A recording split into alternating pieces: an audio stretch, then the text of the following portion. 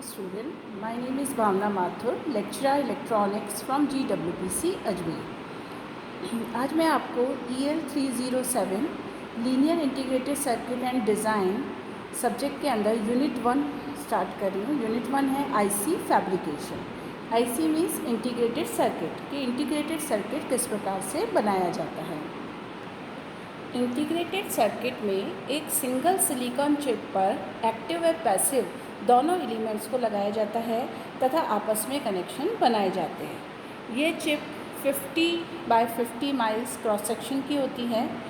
इस चिप को बनाने के लिए epitaxial growth, mask impurity diffusion, oxide growth and oxide etching आदि प्रोसेस काम में लिए जाते हैं। आईसी का मैं आपको अभी सर्किट डायग्राम दिखाऊंगी। उससे मैं आपको बताऊंगी कि आईसी में किस तरीके से 4 अलग अलग लेयर होती हैं और उन लेयर को कैसे बनाया जाता है। आईसी की फुल फॉर्म है इंटीग्रेटेड सर्किट। इस आईसी के में जो बॉटम लेयर होती है, यानी जो 1 नंबर की जो लेयर होती है बॉटम लेयर, ये 6 माइल की थिकनेस की होती है। इसे हम पी टाइप सिलिकॉन की बनाते हैं तथा ये सबस्ट्रेट का कार्य करती है। मतलब सबस्ट्रेट मतलब बेस, जिसके ऊपर पूरा इंटीग्रेटेड सर्किट बनेगा। इसलिए ये वाली जो लेयर है ये क्या कार्य करती है, सबस्ट्रेट का कार्य करती है। सेकंड जो लेयर है, सेकंड लेयर यहाँ से यहाँ तक की शो करिए।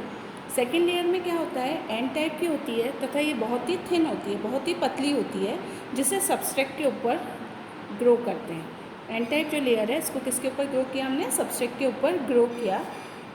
सारे एक्टिव और पैसिव कंपोनेंट्स जो भी हैं वो इस पतली ही लेयर के ऊपर माउंट किए जाते हैं। ट्रांजिस्टर, डायोड, कैपेसिटर और रजिस्टर को हम पी टाइप या एन टाइप अशुद्धि को डिफ्यूज़ करके बनाया जाता है। मतलब हम जैसे बनाते हैं, जैसे ट्रांजिस्टर है, ट्रांजिस्टर में 3 लेयर है NPN, तो उसके लिए इम्प्योरिटी को हमको डिफ्यूज़ कराना है। वो इम्प्योरिटी पी टाइप भी हो सकती है और एन टाइप भी हो सकती है। अगर इस आईसी के ऊपर हमें डायोड बनाना है तो पी और एन दोनों रीजन को डिफ्यूज़ कराना पड़ेगा। एक रजिस्टर बनाना है तो सिर्फ हम आर रीजन को डिफ्यूज़ करके रजिस्टर बना सकते हैं। तो वो सारी चीज़ें इस एन टाइप लेयर पे, जो सेकंड नंबर की लेयर है, इसके ऊपर की जाती है। सबसे ज़्यादा कॉम्प्लिकेटेड ट्रांजिस्टर को बनाना होता है क्योंकि ट्रांजिस्टर में 3 लेयर्स होती है। अब हम जो इम्प्योरिटीज़ में ऐड करते हैं उसको हम सेलेक्टिव डिफ्यूज़न मेथड से किया जाता है।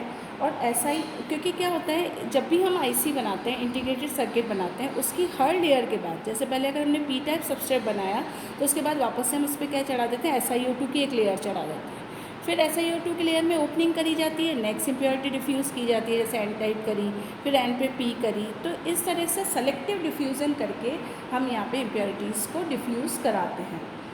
तो SiO2 क्या काम करती है, SiO2 एक बैरियर की तरह काम करती है।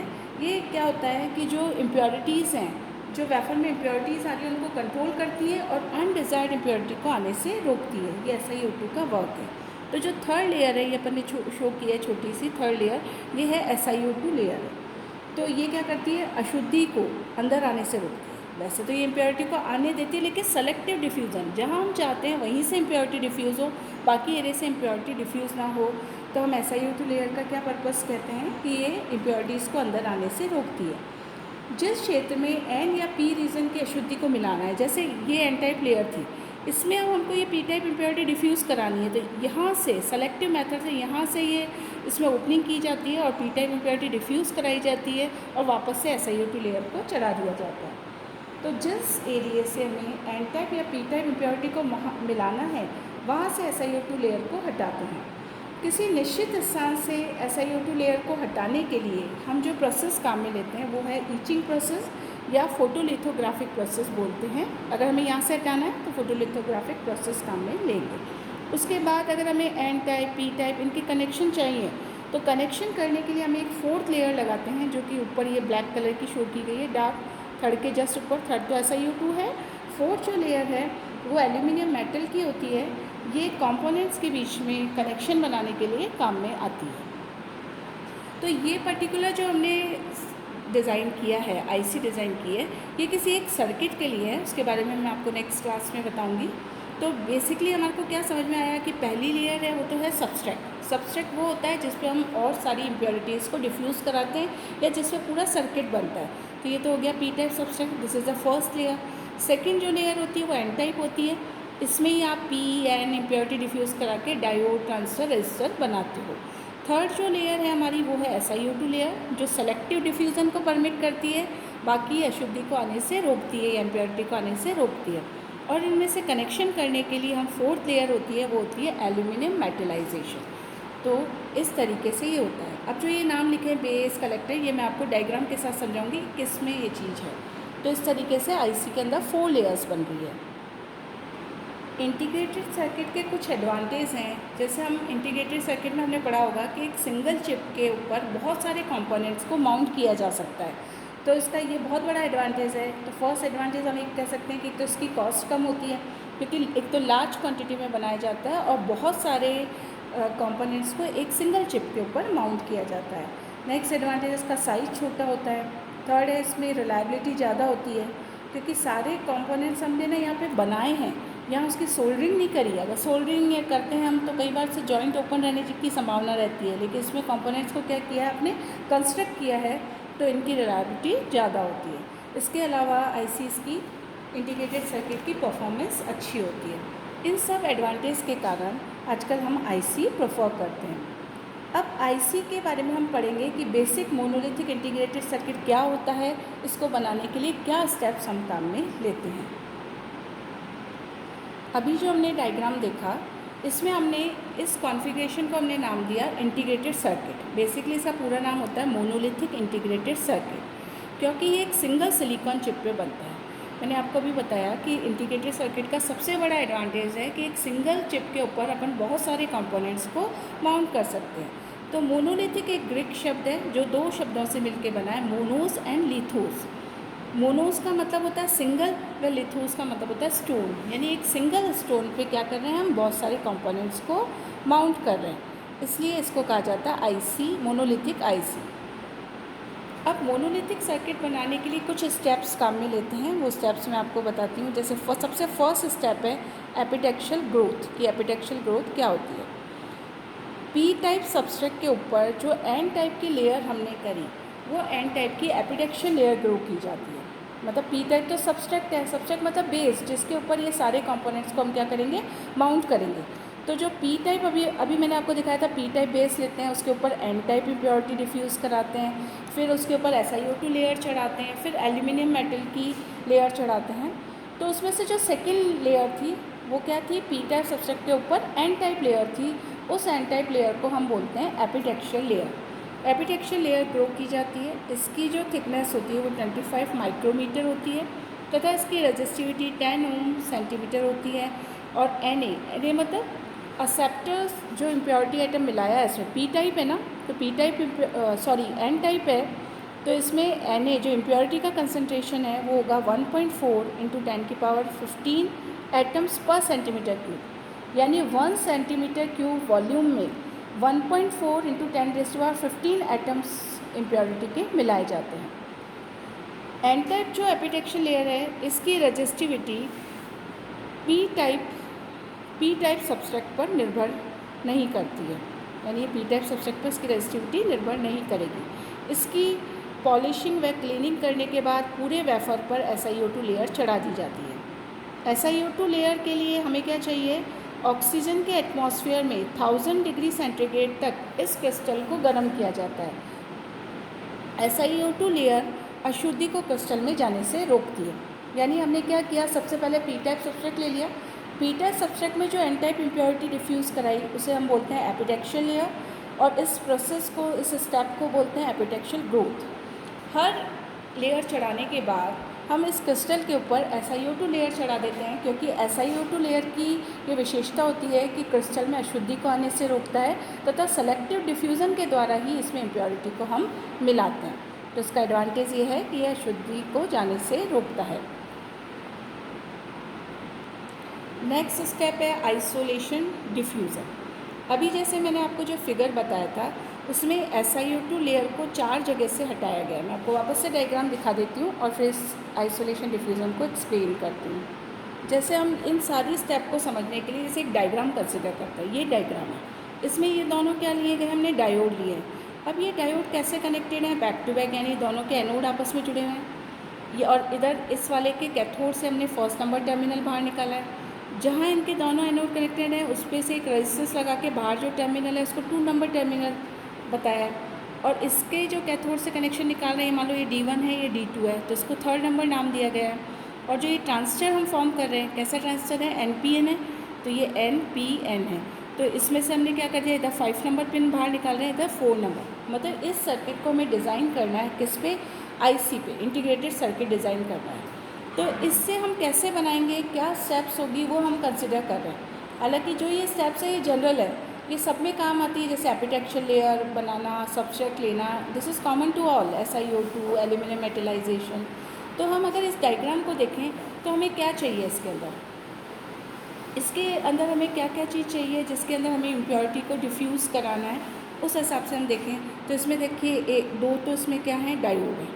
अब डायोड बनाने के लिए इस नीचे वाले डायग्राम में दिख रहा है एक एनोड आपस में जुड़े हैं, तो हमने क्या करा, एक ही टाइप का एनोड ले लिया और कैथोड के 2 एन टाइप करके कनेक्शन इसमें से क्या निकाल सकते हैं, हम बाहर निकाल सकते हैं। तो उस तरीके से हमने एक बार ही इसमें क्या करेंगे, इम्प्योरिटी डिफ्यूज़ कराएंगे। इसी तरह से एक हमें क्या बनाना है, रजिस्टर बनाना है, तो रजिस्टर के लिए एक इम्प्योरिटी डिफ्यूज़ कराएंगे। और फिर उसके बाद बनाना है ट्रांजिस्टर NPN या PNP हो सकता है, लेकिन यहाँ एरो बाहर है, it indicates it is a NPN transistor. तो ये ट्रांजिस्टर के लिए ओपनिंग हमें करनी पड़ेगी। तो हमें यहाँ क्या करना है कि हम यहाँ पे क्या करते हैं, इसमें SiO2 लेयर हटाते हैं। सेकेंड स्टेप बता रही हूँ मैं, आइसोलेशन डिफ्यूज़न। आइसोलेशन डिफ्यूज़न में हम यहाँ क्या कर रहे हैं कि एन टाइप के अंदर जो एन टाइप इम्प्योरिटी है इसके अंदर क्या डिफ्यूज़ करा रहे हैं, P टाइप इम्प्योरिटी डिफ्यूज़ करा रहे हैं। जैसे ये जो भी मैंने आपको डायग्राम दिखाया, उस डायग्राम के लिए हम एक IC को फैब्रिकेट कर रहे हैं। तो अपना पहला स्टेप तो था एपिटेक्चुअल ग्रोथ, तो वो फर्स्ट डायग्राम से हमको क्लियर हो रहा है कि जैसे P टाइप हमने सबस्ट्रेट ले लिया, P टाइप सबस्ट्रेट के ऊपर अपन ने क्या लगा दी, N टाइप एपिटेक्चुअल लेयर ग्रो कर दी, और उसके बाद SiO2 लेयर चढ़ा दी ताकि और इम्प्योरिटी इसमें से अंदर एंटर ना करें। ये तो अपना फर्स्ट पार्ट था, एपिटेक्चुअल ग्रोथ फर्स्ट स्टेप थी, उसको मैंने आपको एक्सप्लेन किया। अब अभी अपन ने देखा कि उसके अंदर अपने को क्या चाहिए, एक तो दोनों डायोड हम एक ही में कर रहे हैं, एक ही में बना रहे हैं क्योंकि उनके एनोड आपस में जुड़े हुए हैं।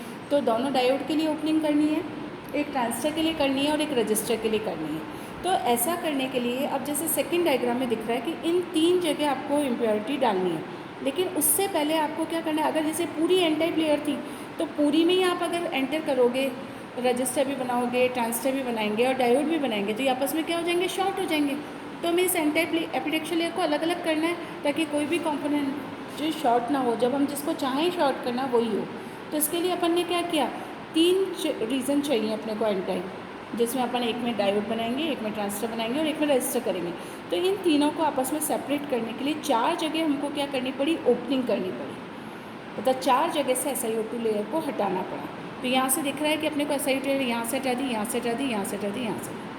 ये ट्रांजिस्टर, डायोड, रजिस्टर बनाने के लिए नहीं है। इसका क्या पर्पज़ है कि जो ये एन टाइप एपिटेक्चुअल लेयर है इनको आपस में सेपरेट करना ताकि कोई भी कंपोनेंट शॉर्ट ना हो। तो हमारी जो सेकेंड स्टेप है आइसोलेशन डिफ्यूज़न, इसमें मैंने आपको बताया कि SiO2 लेयर को 4 जगह से हटाते हैं। तो वो 4 जगह ये है, 1, 2, 3 एंड 4। अब SiO2 लेयर को हटाने के लिए फोटोलिथोग्राफिक ईचिंग प्रोसेस हम काम में लेते हैं। बची हुई जो ये SiO2 लेयर है इन 3 के ऊपर, ये क्या काम करती है, मास्क का काम करती है ताकि और इम्प्योरिटी यहाँ से अंदर ना जाए या शुद्धि को जाने से रोकता है। आइसोलेशन डिफ्यूज़न जो है वो एक निश्चित ताप पर और निश्चित समय के लिए किया जाता है ताकि इसमें P टाइप अशुद्धि अंदर से मतलब एन टाइप लेयर को पेनिट्रेट करके अंदर चली जाए। यहाँ पे हमने P टाइप इम्प्योरिटी डिफ्यूज़ कराई, P टाइप कराई, P टाइप कराई, P टाइप कराई। इसका क्या पर्पज़ है, नाम से क्लियर है, आइसोलेशन डिफ्यूज़न। इन एन रीजन को एक तो ये आइसोलेट करता है, एक दूसरे से क्या करता है, अलग करता है। तो हम यहाँ से जब इम्प्योरिटी डिफ्यूज़ कराते हैं ओपनिंग से, तो इस तरीके से कहा जाता है कि ये जो एन टाइप की जो लेयर थी हमारी एपिटेक्चुअल लेयर, इसको क्या कर सके, पेनिट्रेट कर सके, उसको भेद के अंदर जा सके। अब जहाँ से इम्प्योरिटी गई है वो वाला क्या कहलाता है, वो सेक्शन कहलाता है आइसोलेशन आइलैंड्स। ये जो बन गए ये कहलाए आइसोलेशन, यहाँ नाम लिखा है isolation islands.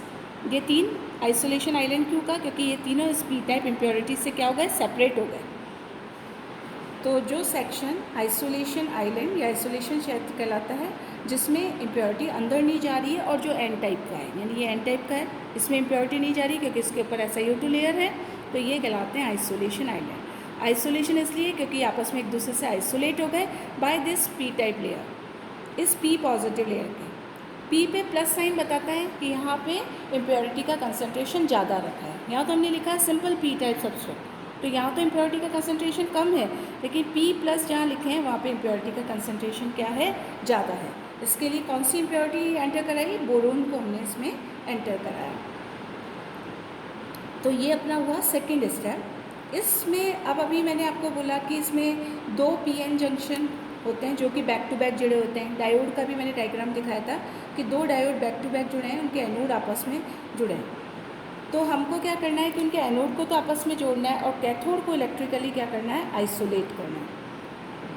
P type substrate को आइसोलेशन आइलैंड की तुलना में नेगेटिव पोटेंशियल पे रखा जाता है।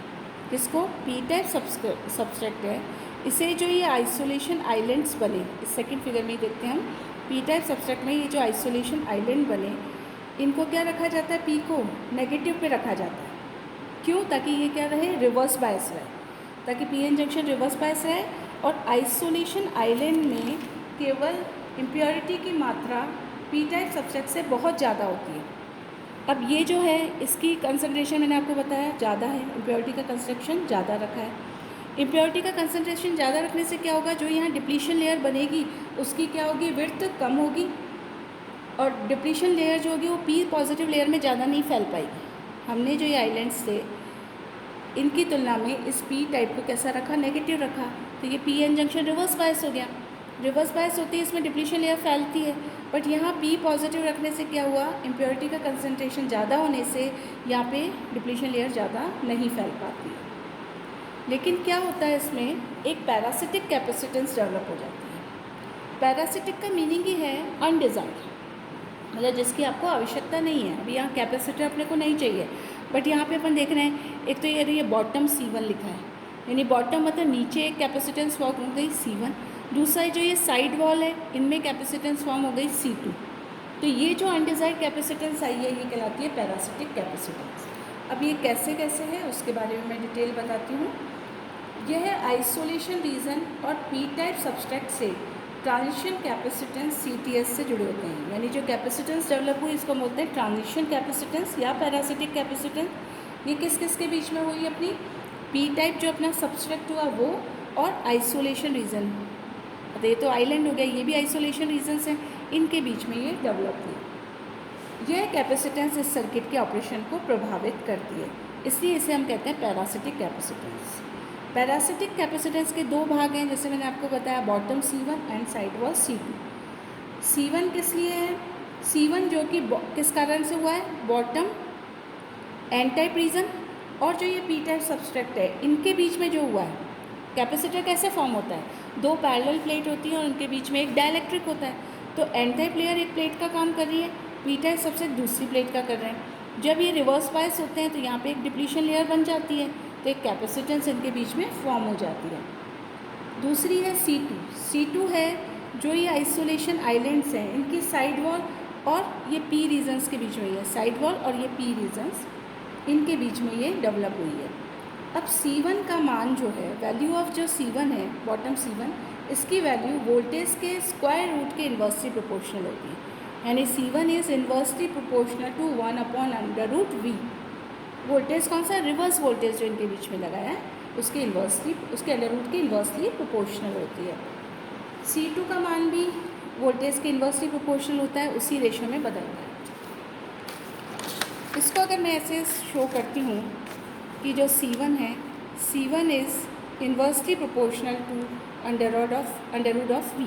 Similarly C2 is also inversely proportional to under root of V। V क्या है, अप्लाइड वोल्टेज, जो आपने रिवर्स वोल्टेज लगाए हैं उसके प्रोपोर्शन में वेरी करती है। अब थर्ड जो हमारी स्टेप है वो है बेस डिफ्यूज़न। फर्स्ट हमारी स्टेप थी एपिटेक्शियल ग्रोथ, सेकंड है isolation diffusion and third is base diffusion. अभी हमने देखा था डायग्राम के अंदर कि एक तो हमें ट्रांसफर करना है, 2 डायोड हैं और एक रजिस्टर है। तो अब क्या किया हमने, बेस डिफ्यूज़न में ट्रांसफर का बेस डिफ्यूज़ होगा। ये बेस डिफ्यूज़न स्टेप में क्या होता है वो बता रही हूँ। एक तो ट्रांसफर का बेस डिफ्यूज़ होगा, इसे डायोड के लिए एनोड भी कहते हैं तथा रजिस्टर भी पी टाइप का बनाया जाता है, क्योंकि पी टाइप का रेजिस्टेंस ज़्यादा होता है as compare to N type. तो ये तीनों चीज़ों करने के लिए अब हमें तीन ही चाहिए। दो डायोड के लिए एनोड तो हमने देखा था कॉमन है, तो एक तो हमें एनोड चाहिए। ट्रांजिस्टर के लिए बेस चाहिए, एनपीएन ट्रांजिस्टर है तो बेस कैसा होगा, पी टाइप होगा। और एक रजिस्टर चाहिए, और रजिस्टर हम कैसा प्रेफर करते हैं, पी टाइप करते हैं। तो हमें तीन जगह इम्प्योरिटी डिफ्यूज़ करानी है। तो इस डायग्राम में हम देखें, एक ये हो गई, एक ये हो गया पी टाइप, इन जगह से पी टाइप इम्प्योरिटी डिफ्यूज़ करें। लेकिन इसको कराने से पहले क्या है, जो अपन ने सेकेंड स्टेप किया पी पॉजिटिव करके, उसके बाद इसके ऊपर पूरे पे SiO2 लेयर वापस से चढ़ाते हैं। फिर SiO2 लेयर को सेलेक्टिवली हटाया जाता है। तो बेस डिफ्यूज़न में क्या है, वेफर के ऊपर ऑक्साइड की लेयर दोबारा चढ़ाई जाती है। फोटोलिथोग्राफिक प्रोसेस के द्वारा ओपनिंग का पैटर्न बनाया जाता है। जैसे मैं भी बता रही हूँ, तीन जगह ओपनिंग करनी है तो ये पैटर्न बनाते हैं। इन ओपनिंग में से हम क्या करते हैं, पी टाइप इम्प्योरिटी डिफ्यूज़ कराते हैं। तो अब पी टाइप इम्प्योरिटी डिफ्यूज़ कराई तो ये तो अपना क्या बन जाएगा, रजिस्टर बन जाएगा, ये एनोड ऑफ डायोड बन जाएगा, और ये ट्रांजिस्टर का बेस बन जाएगा। इसमें लिखा हुआ भी है कि एनोड ऑफ डायोड कौन है, बेस कौन सा। These all depends on the circuit, जो सर्किट डायग्राम आपको बनाना है आईसी पे, उस पर डिपेंड कर रहा है, उसके अकॉर्डिंग ये ओपनिंग चेंज हो सकती है। तो इस तरीके से अपन इसको बेस डिफ्यूज़न करते हैं। अब डिफ्यूज़न की हमको क्या करनी है, डेप्थ को भी कंट्रोल करना है। आप देख रहे हैं पी टाइप इम्प्योरिटी इसमें डिफ्यूज़ करी है, लेकिन इस पूरे एन को कवर नहीं करी हो। पी टाइप इम्प्योरिटी जो डिफ्यूज़ हुई, इस वाले डायग्राम में भी देख सकते हैं कि पी टाइप इम्प्योरिटी डिफ्यूज़ हुई, पूरे एन को कवर नहीं किया। एन रहना चाहिए, क्योंकि नहीं तो आप ट्रांजिस्टर का कलेक्टर कहाँ से लोगे, ट्रांजिस्टर का कलेक्टर की तरह एक्ट करेगा ये। डायोड का लिए तो हम एन कर देंगे आगे। तो इसलिए इस तरह से इम्प्योरिटी का कंसंट्रेशन रखा जाता है कि वो पूरी तरह से पेनिट्रेट ना कर दे, एन भी इसमें रहना चाहिए। तो इनकी डेप्थ को हम क्या करते हैं, कंट्रोल करते हैं। रजिस्टिविटी जो होती है वो बेस लेयर की ज़्यादा होती है आइसोलेशन रीजन की तुलना में। बेस रीजन की रजिस्टिविटी ज़्यादा है as compare to isolation region. ये तो है आइसोलेशन रीजन, और ये जो एन टाइप थे ये कहलाते थे आइसोलेशन आइलैंड्स। अब अभी तो हमने देख लिया बेस डिफ्यूज़न। अब क्या करते हैं, हमको नेक्स्ट स्टेप है हमारी एमीटर डिफ्यूज़न, क्योंकि ट्रांजिस्टर के लिए क्या चाहिए, हमको एमीटर चाहिए। तो एमीटर के लिए आप देखोगे डायोड का, मतलब डायोड जैसे अभी अपन ने करा था इस डायग्राम में, क्या किया कि सबसे पहले मैं आपको स्टेप्स बता दी। सबसे पहले वापस से क्या करेंगे, SiO2 लेयर इसके ऊपर चढ़ा देंगे, इससे पहले वाले वेफर पे, जिसमें अपन ने क्या करा था, बेस को डिफ्यूज़ कराया था। बेस को डिफ्यूज़न के बाद वापस से हम क्या कर देंगे, SiO2 लेयर को चढ़ा देंगे। SiO2 लेयर हो गई। फिर उसके बाद पी टाइप रीजन में विंडो बनाने के लिए मास्किंग और ईचिंग प्रोसेस काम में लेंगे कि कहाँ कहाँ से हमें इम्प्योरिटी डिफ्यूज़ कराई। जैसे यहाँ से कराई, यहाँ से कराई, यहाँ कराई, तो जहाँ जहाँ से हमें इम्प्योरिटी डिफ्यूज़ कराई, इन दोनों से कराई, तो वहाँ वहाँ हमको ओपनिंग करनी है। बाकी पूरे पे क्या रहने देंगे, SiO2 लेयर लेने देंगे। जो ओपनिंग करी, जैसे ये दो ओपनिंग करी, इनमें एन टाइप इम्प्योरिटी डिफ्यूज़ कराई, यहाँ एन टाइप इम्प्योरिटी डिफ्यूज़ कराई, यहाँ एन टाइप, यहाँ एन टाइप। अब आप जानते हैं कि जो एमीटर होता है ट्रांजिस्टर में, उसकी डोपिंग लेवल ज़्यादा होता है एज़ कम्पेयर टू कलेक्टर। तो एमीटर की डोपिंग में हमने लिख दिया एमीटर N+। का मतलब है यहाँ इम्प्योरिटी का कंसनट्रेशन ज़्यादा है। तो ये तो ट्रांजिस्टर फॉर्म हो गया NPN, तो ये करा। अब हमने जब डायोड में देखा था कि दो डायोड बैक टू बैक जुड़े थे और उनके कैथोड के कनेक्शन अलग अलग थे, तो दो कैथोड अलग अलग करने हैं, तो दो कैथोड अलग अलग जगह से डिफ्यूज़ कराया और उनके बीच में गैप रखा। ऐसा नहीं है दोनों को ज्वाइन कर दिया, क्योंकि कैथोड आपस में जुड़े नहीं थे, सिर्फ एनोड जुड़े हुए थे। तो एनोड उनके लिए कॉमन ले लिया पी टाइप, बट कैथोड अलग अलग किया।